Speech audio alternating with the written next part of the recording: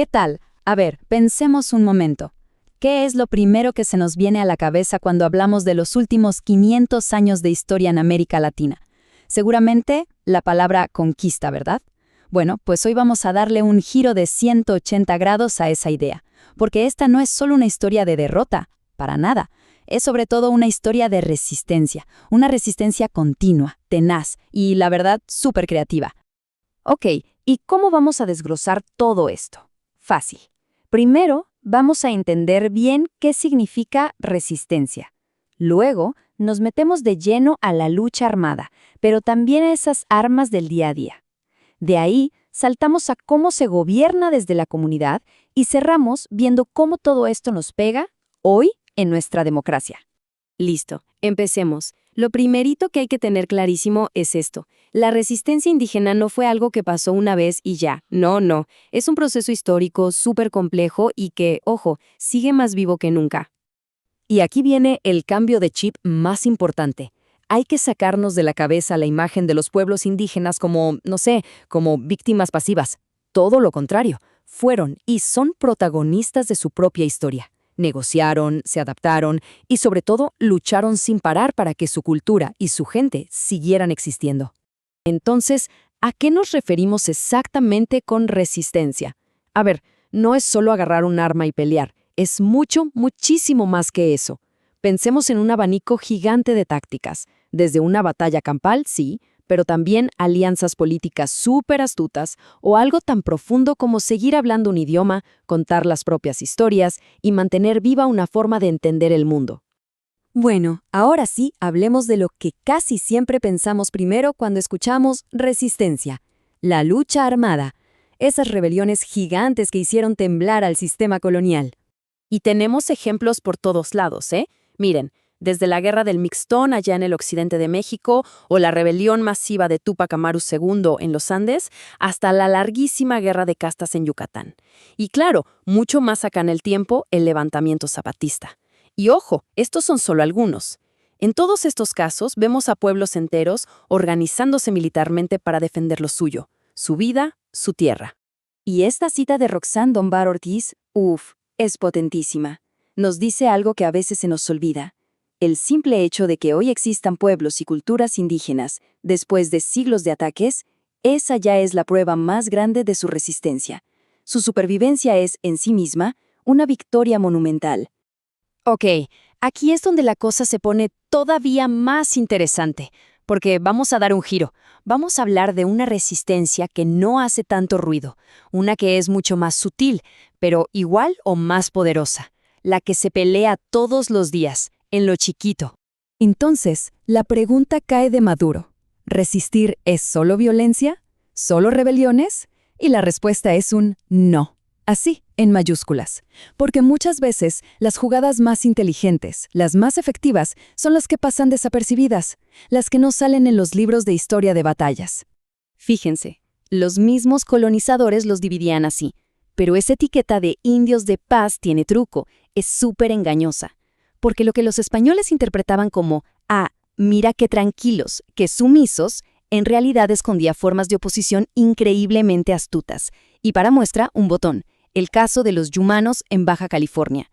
Escuchen esta joya, es que es brillante. Un anciano yumano le responde esto a un misionero. ¿Se dan cuenta? Con una inocencia que parece total, ¡pum!, desarma por completo al misionero. Es pura ironía, es hacerse el que no entiende para en el fondo decirle tu sistema aquí no aplica y todo sin levantar la voz. Y como esa, hay muchísimas armas del día a día. Por ejemplo, eso de robarse las cosechas en las misiones no era solo por hambre, era sabotaje económico. O el chisme, el rumor, funcionaba como una red social de la época para pasarse información y contraatacar. Incluso usaban las misiones, que eran el símbolo del opresor, a su favor. Se metían ahí en tiempos difíciles para sobrevivir y luego seguir con su vida. Pura estrategia. Hasta ahora hemos hablado mucho de resistir contra algo, ¿no? De oponerse.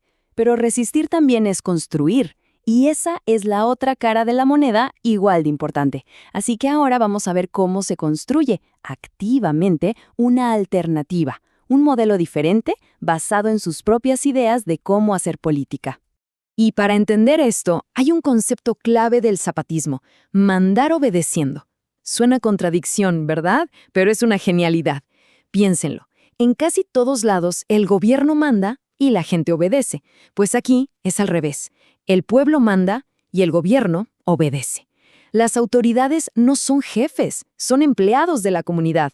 Su chamba es escuchar y hacer lo que la gente decidió. Y esto no se queda en una frase bonita, ¿eh? Se traduce en cosas súper concretas. Primero, la asamblea. Ahí es donde de verdad está el poder, donde todos participan y deciden. De ahí salen los cargos, pero no son para quedarse para siempre, son rotativos y se ven como un servicio, un trabajo para la comunidad. Y todo esto le da forma a sus propios gobiernos, como los municipios autónomos zapatistas. Y que no se piense que esto es solo de los zapatistas. Esta idea de gobernar desde la comunidad viene de muy, muy atrás. Un ejemplo perfecto es la comunalidad en Oaxaca. En el fondo, es la misma idea. La vida gira alrededor de lo que es de todos. El territorio, las decisiones que se toman en asamblea, el trabajo que todos hacen para el bien común, el famoso tequio, y hasta las fiestas, que también son de todos. Es otra manera de vivir, simplemente. Y llegamos al final. Vamos a conectar todos estos hilos con el ahora. ¿De qué ha servido toda esta lucha? ¿Qué impacto tiene hoy en la democracia, en los derechos humanos, en México y en el mundo? Un momento que lo cambió todo fue la Marcha del Color de la Tierra en 2001. Imagínense, una delegación zapatista cruzando el país para llegar hasta el mismísimo Congreso en la Ciudad de México. Con ese acto, pusieron el tema sobre la mesa de una forma que ya nadie pudo ignorar.